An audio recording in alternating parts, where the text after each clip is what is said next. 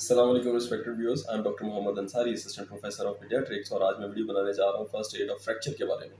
अगर खुदा न खास्ता किसी को जोड़ का डिस्लोकेशन हो जाए या हड्डी फ्रैक्चर हो जाए तो उसकी फ़र्स्ट एड कैसे करें, क्या तरीका अपनाएं कि जो हड्डी है उसको भी नुकसान मिनिमम हो और हड्डी अगर फ्रैक्चर होके डिस्प्लेस हो जाए तो जो इर्द गिर्द टिशू है उसको भी कम से कम नुकसान हो। इस तरह से होता है जब भी कोई फ्रैक्चर होता है तो हड्डी आमतौर पे या तो नॉन डिस्प्लेस होती है, एक दूसरे के साथ ऊपर ही पड़ी होती है जो दोनों एंड्स होते हैं, या वो डिस्प्लेस हो जाते हैं, एक दूसरे से दूर हो जाते हैं। जब एक दूसरे से दूर हो जाते हैं तो जो मसल्स होते हैं उसके इर्द गिर्द वो उनके अंदर खिंचाव होता है। मसल्स जो है वो अपनी कॉन्ट्रैक्शन के थ्रू वो हड्डी के जो दोनों एंड्स हैं उनको एक दूसरे के ऊपर चढ़ा देते हैं।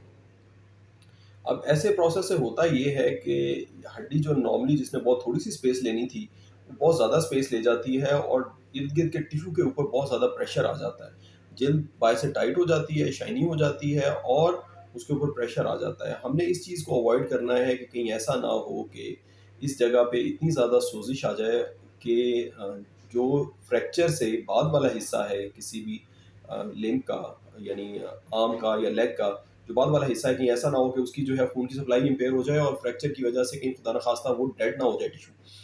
तो इसके लिए क्या करना चाहिए? सबसे पहले आपने स्टेबलाइज करना है इस जोड़ को, इसको न्यूट्रल पोजीशन में रखना है।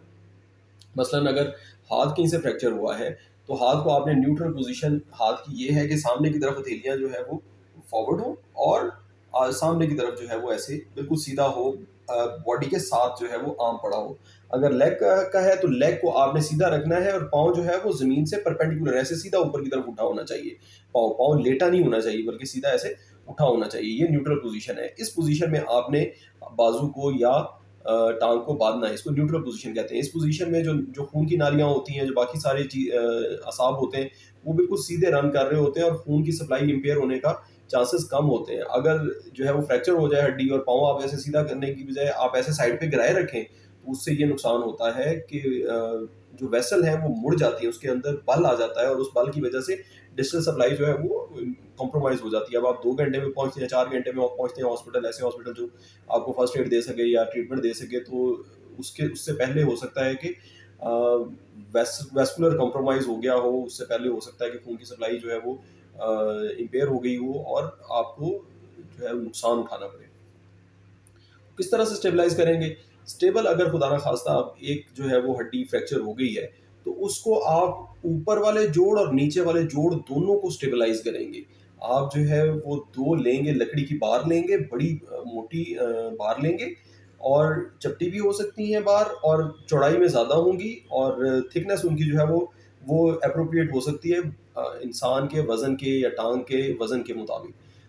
या जो भी लिम्ब है जिस पे लगाएँ। मसलन अगर अपर लिम्ब का है खुदा ना ख़ास्ता, तो आप जो है ना स्केल लगा सकते हैं। आपके पास जो नॉर्मल स्केल होते हैं वो लगाए जा सकते हैं। लेकिन अगर लोअर लिम्ब का है तो उसके लिए ज़रा थोड़ी-सी मोटी लकड़ी लगानी पड़ेगी, क्योंकि स्केल तो जो है आप रखेंगे तो टूट जाएगा साथ ही।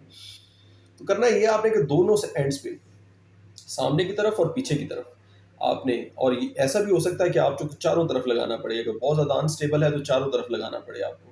चारों तरफ जो है लगा के थोड़ा-सा बाजू को स्ट्रेच करके, बाजू को या टाँग को थोड़ा-सा स्ट्रेच करके इसके ऊपर क्रेप बैंडेज या सर्जिकल बैंडेज जो बाँधे। अगर ज़ख्म से खून बह रहा है तो उसकी वीडियो एक अलग मैंने बनाई हुई है कि ज़ख्म से खून को किस तरह से रोकना है, उस तरीके से ज़ख्म से रिसते हुए खून को रोकें, उसके ऊपर प्रेशर ड्रेसिंग दें और फिर उसके बाद इस टाँग को स्टेबलाइज़ कर दें और इसको ऊँचा रखें। इसको बाकी जिस्म दिल से की निस्बत ऊँचा रखें। उससे ये होगा कि इसके अंदर स्वेलिंग ज़्यादा नहीं आएगी और खून आसानी से ड्रेन होता रहेगा इसके अंदर से।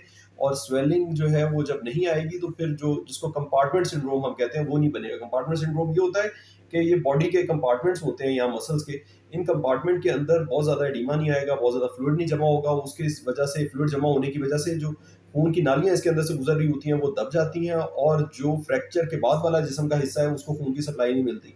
तो कंपार्टमेंट सिंड्रोम को हमने अवॉइड करना है in any case of fracture.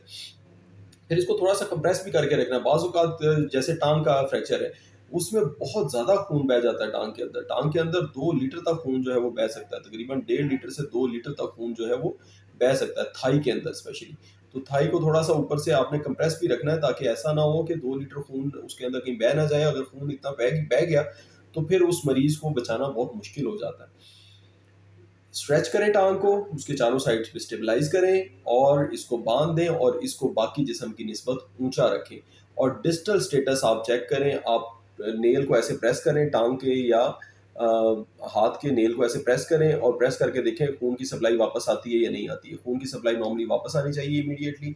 और न्यूरोस्टेटस को भी देखना है आपने कि सेंसेशन इंटैक्ट है, जहाँ फ्रैक्चर हुआ उसके पार सेंसेशन इंटैक्ट है। ये जब आप प्रेशर ड्रेसिंग करें, स्टेबलाइज करें, उसके साथ ज़रूरी है कि ये दोनों चीज़ें इंटैक्ट हों। अगर ये नहीं है इंटैक्ट तो फिर आपको बहुत जल्दी हॉस्पिटल जाना पड़ेगा, बहुत जल्दी रश करना पड़ेगा। जल्दी तो आपको इन एनी केस रश करना चाहिए, लेकिन ये दोनों चीज़ें जो हैं ये बहुत ज़्यादा सीरियस इमरजेंसी बन जाती हैं। तो ये थी व्यूअर्स मेरी आज की video. Thank you very much.